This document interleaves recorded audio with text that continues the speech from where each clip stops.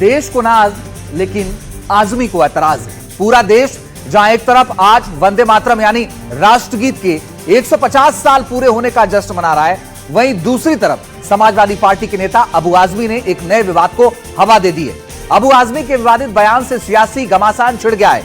इस बड़े विवाद पर चर्चा करेंगे, लेकिन उससे पहले आपको सुनवाते हैं आखिर अबू आजमी ने क्या कुछ कहा है। अबू आजमी के वो विवादित बयान क्या हैं, ये आपको बताएं। लेकिन अबू आजमी ने कहा वंदे मातरम पर उन्होंने विवादित बयान दे दिया। कोई वंदे मातरम नहीं बुलवा सकता है, ये कह रहे हैं अबू आजमी। समाजवादी पार्टी के नेता हैं महाराष्ट्र में, और मुसलमान वंदे मातरम नहीं बोलेंगे, वो भी ये कह रहे हैं। वो ये साफ साफ कह रहे हैं कि उनसे कोई वंदे मातरम नहीं बुलवा सकता है। भारतीय जनता पार्टी का प्रदर्शन अभी अभी पूरा हुआ है और इस पर हमारे साथ बात करने के लिए अबू असीम आजमी जी मौजूद हैं। सर, एक बार फिर वही देखा जा रहा है कि आपके विरोध में पूरी भारतीय जनता पार्टी उतर बैठी है, बोल रही है कि वंदे मातरम बुलवा कर रहेंगे। भारतीय जनता पार्टी जो है ना, भारत जलाओ पार्टी है, देश को बर्बाद करने वाली पार्टी है, नफरत की पुजारी है। देश में धर्म के नाम पर लोगों के साथ जुल्म करना, ज्यादती करना। रोज़ाना एक रिसर्च होता है कि मुसलमानों को किस तरह से बेइज्जत किया जाए, कैसे उसको जो है दबाया जाए, कैसे उनको कमज़ोर किया जाए। ये बातें करके ये सत्ता में रहना चाहते हैं। ये खाली मुस्लिम हिंदू पाकिस्तान हिंदुस्तान निकाल देना तो ये ज़ीरो हो जाएंगे ये लोग। ये आस्था की बात है, हमने कभी उसका विरोध नहीं किया है। पढ़ो ना, हम कहाँ मना करते, हम तो कहा यहाँ उनको पानी पिला, फूलों का हार दो जो पढ़ते हैं। लेकिन हमारी आस्था है, मैं उनसे थोड़ी कहूँगा तुम आके नमाज़ पढ़ो या तुम कलमा पढ़ो। हम एक अल्लाह की इबादत करते हैं जिसने दुनिया जहां ज़मीन आसमान सूरज चाँद इंसान सब बनाने वाला हमारे आस्था के मुताबिक, हमारे धर्म के मुताबिक वो अल्लाह है। सर, हिंदुस्तान क्योंकि कहा जा रहा है कि वंदे मातरम जो आपके वतन से जुड़ा हुआ है, इसमें आखिर धार्मिक भावनाएं जो है वो कैसे आहत होती? जी, पूजा करना, ज़मीन को पूजा करना, सूरज को पूजा करना। पूजा सिर्फ एक अल्लाह की करते हैं मुसलमान। बहुत से मुसलमान पूजा करते हैं ज़मीन की, करें ना, कौन मना कर रहा है। मुख्तार अब्बास नकवी, शहनवाज हुसैन, ऐसे हज़ारों लोग हैं जो इस ज़मीन की पूजा करते हैं, सूरज की पूजा करते हैं। हम कहाँ मना कर रहे हैं उनको। मुसलमानों में शराब पीना हराम है, बहुत से मुसलमान पीते हैं। मैं क्या उनको मारने जा रहा हूँ क्या? जो नमाज नहीं पढ़ता, बहुत से मुसलमान नमाज नहीं पढ़ते, मैं क्या उनको मारने जा रहा हूँ क्या? जिसको पढ़ना पढ़े। मैं अगर चाहे कोई मुसलमान जो बिल्कुल शरीयत का मानने वाला हो, अल्लाह को मानने वाला हो, तो वो कभी नहीं पढ़ सकता, क्योंकि सबसे बड़ा गुनाह हमारे धर्म में अल्लाह के साथ किसी को साझीदार बनाना। सर, भारतीय जनता पार्टी तो अब ये भी कह रही है कि मुंबई में जो बीएमसी चुनाव होंगे उसमें किसी खान को या किसी मुस्लिम को वो मेयर बनने नहीं देंगे। कलेजा फट रहा बेचारों का, परेशान है, डर गए वो लोग। समाजवादी पार्टी बढ़ रही है ना, तो इनको डर आ गया है। जब अमेरिका जैसे मुल्क में एक मुस्लिम मेयर बन सकता है तो कहीं भी बन सकता है, कौन सी नई बात है। अगर हमने कभी डिमांड नहीं किया, हम तो कभी कहते नहीं कि मुस्लिम मेयर बनाओ, हम तो कह रहे हैं एक अच्छा आदमी बनाओ, चाहे किसी धर्म का भी हो, वो मेयर बने। हमने ये हमारे मुंह से ऐसा कुछ कहलवाना चाहते हैं ताकि वो पोलराइज कर दें। इनको जो है ना, सिर्फ और सिर्फ पोलराइज करना है, हिंदू मुस्लिम को लड़ा के, और कुछ नहीं। वोट चोरी का आरोप तो अब विपक्ष पर भी लगाया जा रहा है। आज ही सुबह सुबह अमित साटम जी ने ट्वीट किया है कि असलम शेख के 2 बार नाम आ चुके हैं वोट के लिस्ट। चोरों को सारे नजर आते हैं चोर। बस काफी है ना, इतना कितना जवाब दूं आपको? तो आखिरी सवाल रहेगा, वंदे मातरम बोलेंगे कि नहीं बोलेंगे? अरे आपको फिर हमने कहा ना, बोले ना सब नहीं, ऐसा हमने कभी नहीं कहा। हमने ये कहा कि जो लोग शरीयत को मानते हैं, अल्लाह को मानते हैं, सच्चे मुसलमान हैं, वो अल्लाह के आगे ही सर झुका सकते हैं। इसी ज़मीन पर तो मच्छा देखते हैं हम लोग, नमाज तो यहीं पढ़ते हैं, मरने के बाद यहीं दफन किए जाते हैं। और मैंने कहा ना कि चलो चलते हैं सरहद पर, मुल्क के लिए जान देते हैं। अमित साटम जी, बहुत आसान है कमरे में बंद कमरे में वंदे मातरम कहना। और मेरे साथ तमाम खास मेहमान जुड़ेंगे, लेकिन इस वक्त मेरे साथ डॉक्टर पवन राव अंबेडकर साहब जुड़ गए हैं, प्रवक्ता हैं AIMIM के। बहुत स्वागत है पवन जी आपका। अबू आजमी साहब को क्यों ऐतराज है इससे, आपको क्या लगता है? देखिए, अबू साहब का क्या इस विषय पर जो है उनका सोचना है, ये वो जाने। लेकिन ये बात सही है कि जिस तरह से भारतीय जनता पार्टी और इस देश में जो RSS की विचारधारा पनप रही और चल रही है, वो अपनी विचारधारा इस देश के प्रत्येक नागरिक पर थोपना चाहते हैं। जिस तरह से आपके राष्ट्रगीत की बात आती है, वंदे मातरम की बात आती है, तो वंदे मातरम को लिखने वाले व्यक्ति कौन है, इस बात का भी जो है जिक्र होना चाहिए, इस पर चर्चा होनी चाहिए। क्योंकि भारतीय जनता पार्टी किसी शब्द को, किसी पशु को, किसी विचारधारा को ऐसे थोपती है जैसे कि वो विचारधारा इस देश की विचारधारा है। इस देश की विचारधारा नहीं है। वंदे मातरम को लेकर के बहुत सारी जो है समस्याएं भी रही हैं, और ये 1950 1947 से पहले भी इस पर बहुत सारे विरोधात्मक जो है बातें आकर निकली हैं।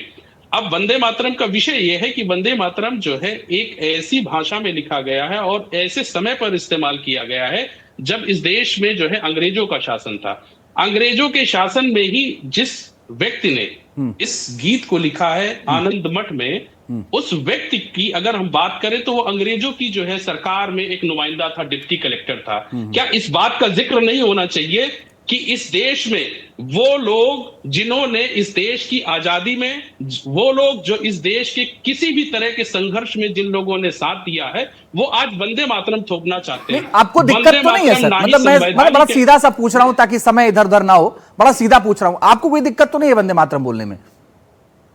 नहीं, बिल्कुल दिक्कत है। अच्छा है, दिक्कत है। दिक्कत ये है कि अब आप ये तर्क सुन लीजिए। अब ऐसा नहीं है सिर्फ ना कहने नहीं, तर्क भी सुनना पड़ेगा आपको। 24 जनवरी 1950 को दो जो है गीत चुने गए, दो, एक नेशनल एंथम, एक नेशनल सॉन्ग। नेशनल एंथम को इस संविधान की बात संविधान में रखा गया 51A में। क्या नेशनल जो सॉन्ग है, क्या उसकी कॉन्स्टिट्यूशनैलिटी जो है वैलिड है? इस बात को रखना चाहिए। वंदे मातरम नहीं वो ठीक है सर, वो संविधान अपनी जगह है, उसका सम्मान है, संविधान सबसे ऊपर है, सब ठीक है, लेकिन मतलब है ना आपको दिक्कत? मैं बड़ा सीधा सा सवाल पूछ रहा हूं, मैं मतलब बिना घुमाए, बिना लाग लपेट इसका उत्तर नहीं सुनना चाहते हैं। वंदे मातरम पूर्ण रूप से धार्मिक गीत है। ये धार्मिक गीत है। वंदे मातरम जो लोग चिल्ला रहे हैं उनको 4 लाइनें भी नहीं आती होंगी वंदे मातरम की, और वंदे मातरम जिस तरह से थोपा जा रहा है वो एक धार्मिक। चलिए, मेरे साथ विनोद बंसल जी भी जुड़ गए, प्रवक्ता है वीएचपी के। मेरे साथ अनुराग भदौरिया भी जुड़ गए, प्रवक्ता है समाजवादी पार्टी के। इसके साथ ही अजीत चौहान साहब मेरे साथ जुड़ गए हैं, प्रवक्ता है भारतीय जनता पार्टी के। इसके साथ ही आपको बता दें कि मेरे साथ जुड़ गए हैं नूर अहमद अजहरी साहब। आप सभी का बहुत स्वागत है। अनुराग भदौरिया, आपको आवाज आ रही है? बिल्कुल आ रही है, बाबुलंद है। अच्छा, बहुत बढ़िया। अनुराग भदौरिया जी, अबू आजमी साहब को क्यों इतनी दिक्कत है वंदे मातरम से? आपको तो समस्या नहीं होगी मुझे लगता है। मुझे लगता है अबू आजमी ने जो कहा उसका पूरा वीडियो चला दीजिए तो आपके भी समझ में आ जाएगा, पूरे देश के समझ में आ जाएगा। उन्होंने साफ साफ कहा है कि चलिए सरहद पे मैं चलता हूं, और मैं चैलेंज के साथ चलता हूं, सरहद पे चलिए, दोनों लोग चलते हैं। और मैं भी ये चैलेंज देता हूं भाई, हिंदुस्तान का हर मुसलमान देश के लिए मर मिटने को तैयार है। वो ठीक है अनुराग भदौरिया, मैं बड़ा सीधा सा सवाल कर रहा हूं आपसे, मैं बड़ा सीधा सा सवाल कर रहा हूं कि उनको बात पूरी होने दीजिए, बात पूरी होने दीजिए, बात पूरी होने दीजिए, जल्दी से कर लीजिए सर। कि वो सरहद और ठीक है, उन्होंने जो कहा है वो चला है, इसीलिए आपने सुना है। पूरी बात होने दीजिए सर। इस देश के अंदर में जो मुसलमान, इस देश का जो मुसलमान, जो हिंदुस्तानी है, मुसलमान तो हम हिंदू मुस्लिम तो बाद में, पहले हिंदुस्तानी है। जो हिंदुस्तानी है, मुसलमान और हिंदुस्तान का हर व्यक्ति साफ साफ कहता है देश के कानून और संविधान को हम मानेंगे। कानून और संविधान सम्मत जो भी बात होगी हम उसके साथ खड़े हैं। अगर हम कानून को नहीं मानते, अगर संविधान को नहीं मानते तो मेरे खिलाफ जो कार्रवाई हो सकती की जाए, साफ साफ कह रहे हैं ना। कृपया तो जो लोग मेरा निवेदन कानून को मानते हैं, जो हिंदुस्तान को मानते हैं, मेरा निवेदन है, मेरी बात पूरी होने दीजिए। फिर ये शब्दों को बार बार ला के राजनीति करना ये ठीक नहीं है। नहीं, मैं कह रहा हूं कि वंदे मातरम अगर बोल देंगे तो उससे किसका अपमान हो जाएगा? मैं जानना चाहता हूं। बिहार का चुनाव है sir, please. Bharatiya Janata party sir please बोलने तो नहीं दोगे? प्लीज नहीं पता, मुझे बोलने दीजिए। मैं कह रहा हूं सर, मुद्दे पर बात करिए, चाहे जितना बोलिए सर। मुद्दे पे बात कर रहा हूं मैं, मुद्दे पे बोल रहा हूं मैं, राष्ट्र की बात कर रहा हूं मैं, कोई अपने घर की बात नहीं कर रहा हूं। ठीक है। और आप देखोगे मैं राष्ट्र के बारे में बोल रहा हूं। इस राष्ट्र के साथ हर व्यक्ति, हर मुसलमान, हर हिंदू खड़ा है देश के संविधान और न्यायपालिका को मानने के लिए, देश के संविधान का सम्मान करने के लिए। बिहार का चुनाव है, अब भारतीय जनता पार्टी हार रही है, अब वो विकास की बात नहीं करना चाहती, युवाओं की समस्या का समाधान की बात सर। फिर आप डिरेल कर रहे हैं अनुराग भदौरिया। मैं बहुत माफी के साथ आपको कह रहा हूं, और मैं आपसे 5वीं बार रिक्वेस्ट कर रहा हूं कि आप मुझे सीधे से सवाल का जवाब दे दीजिए कि जब अनुराग भदौरिया वंदे मातरम बोल सकते हैं तो अबू आजमी क्यों नहीं बोल सकते, या अनुराग भदौरिया भी नहीं बोल रहे हैं? समझ में नहीं आई। मैं तो इस चीज से आदमी को सच्चा हिंदुस्तानी मानता हूं जो हिंदुस्तानी के लिए जान दे दी। लेकिन वंदे मातरम नहीं बोलेंगे। मेरी बात सुनिए ना, उसका आप समर्थन करते हैं? अरे यार मेरी बात सुनने दीजिए। अरे मैं सीधा सवाल कर रहा हूं ना सर। अरे मैं सीधा ही तो जवाब दे रहा हूं। आप एजेंडा चला रहे हो, मैं एजेंडा नहीं चला रहा हूं। मैं अब आप डिरेल करेंगे, एजेंडा चला, अब आप डिरेल करेंगे। मैं ड्रिल नहीं कर मैं सीधे आपसे अनुराग भदौरिया, मैं सीधा सवाल आपसे कर रहा हूं कि जब अनुराग भदौरिया को दिक्कत नहीं है तो अबू आजमी को क्यों दिक्कत है? मैं सीधा सा पूछ रहा हूं। मैं आपसे कह रहा हूं इस देश के अंदर में हाँ। हर व्यक्ति की अपनी अपनी सोच है, अपना अपना मजहब है, अपनी अपने विचार हैं। आप हमारी विचारधारा मानेंगे? कोई किसी की विचारधारा, राष्ट्र की विचारधारा सब मानते हैं। हाँ, तो राष्ट्र के साथ ओके। सब खड़े हैं। ठीक है, अजीत चौहान राष्ट्र के साथ सभी लोग खड़े हैं। ओके अनुराग भदौरिया, मैं आ रहा हूं। अजीत चौहान कुछ कहना चाह रहे हैं, बोलिए जल्दी से अजीत जी। आप क्यों जबरदस्ती उनसे कहलवाना चाहते हैं? भाई वो नहीं कहना चाहते तो देश में संविधान है। देखिए साहब, मैं सीधी बात करूंगा, सीधी बात, नो बकवास। इनसे एक सवाल पूछिए, इनके लिए बड़ा क्या है, कुरान या संविधान? नहीं, आप उनसे जबरदस्ती क्यों कहलाना चाहते अपनी हैं? बात उसका कहो जवाब ना। दीजिए।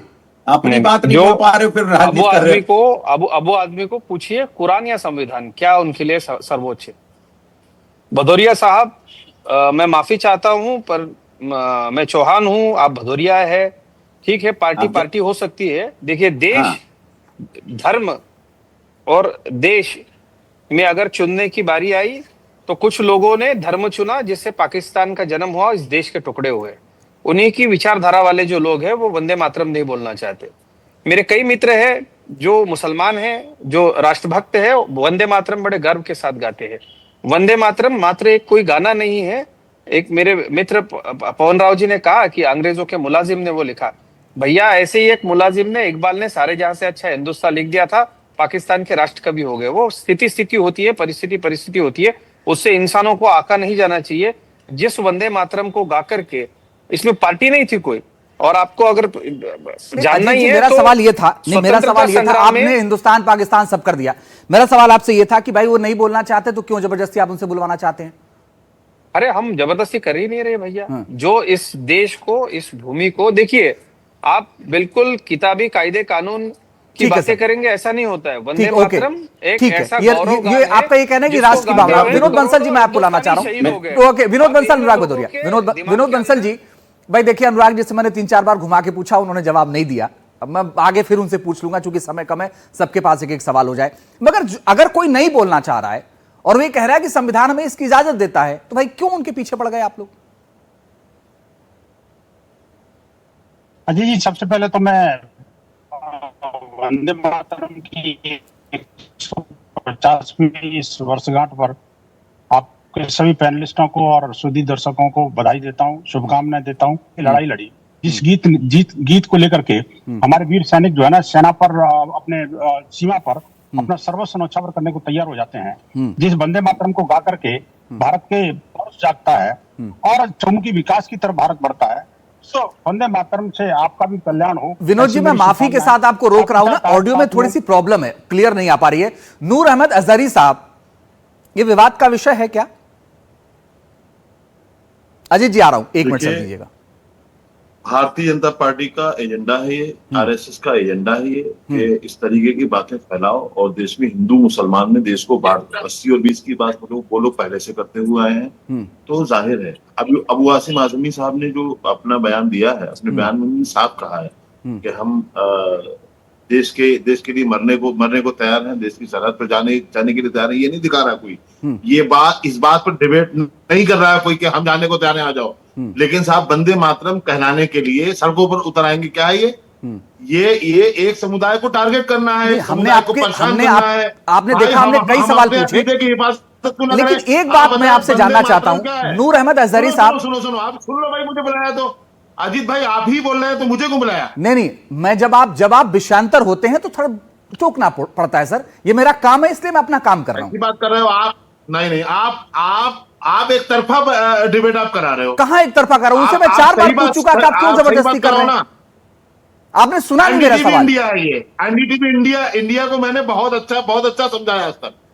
मैं कह रहा हूं, एक सीधा सवाल करता हूं आपसे कि आपने कहा कि उन्होंने ऐसा कहा, उन्होंने वैसा कहा। ठीक है सर, आप अपनी बात पूरी रखिए। मुझे ये बता दीजिए कि वंदे मातरम नहीं कहने के पीछे वजह क्या, और वंदे मातरम का मतलब क्या है, ये बता दीजिए जरा।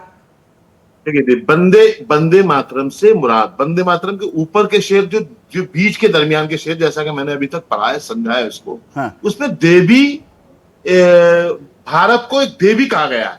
हाँ। भारत की पूजा की गई है। हाँ। भारत की इबादत, भारत की जमीन की इबादत की गई है। हाँ। तो साहब, हम इज्जत करते हैं। बीच के लाइन का मतलब नहीं, ये पूरा विवाद वंदे मातरम पर है, और अगर आपको आपत्ति है तो वंदे मातरम का मतलब समझा दीजिए। अब सुनो मैं आपको बता रहा हूँ। देखिए मैं आपको एक लाइन भी सुना रहा हूँ। हमारे एक है ला इलाहा इल्लल्लाह, कि अल्लाह के सिवा हम किसी की इबादत नहीं करते। नहीं, क्या वंदे मातरम का मतलब बता दीजिए। मैं समझ गया आपकी बात। वंदे मातरम का मतलब क्या, ये बता दीजिए। अगर आपको आपत्ति है किसी चीज से तो वंदे मातरम का मतलब बता दीजिए।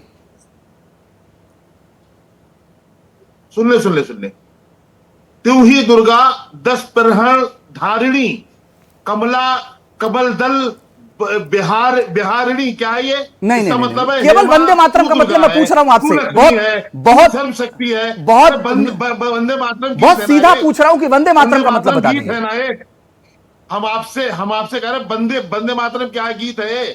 अब मातृभूमि को सजदा करना है, मातृभूमि की इबादत करना है, यही तो है वंदे मातरम। हमें आप बताएं, हम जमीन की इबादत क्यों करें?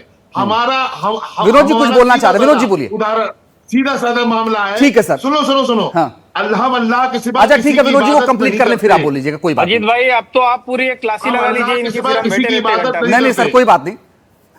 मैं अब जो सवाल है सर वो तो पूछना बनता है। वीएचपी की बात कट गई, आप वीएचपी की जगह मुझे समय दे सकते थे। नहीं, मैं सर वीएचपी पे जा रहा हूं, उनका वेट कर रहा था। मैं उनका वेट कर रहा था। बोलिए विनोद जी। अरे मैं विनोद जी का वेट कर रहा था भाई। विनोद जी बोलिए।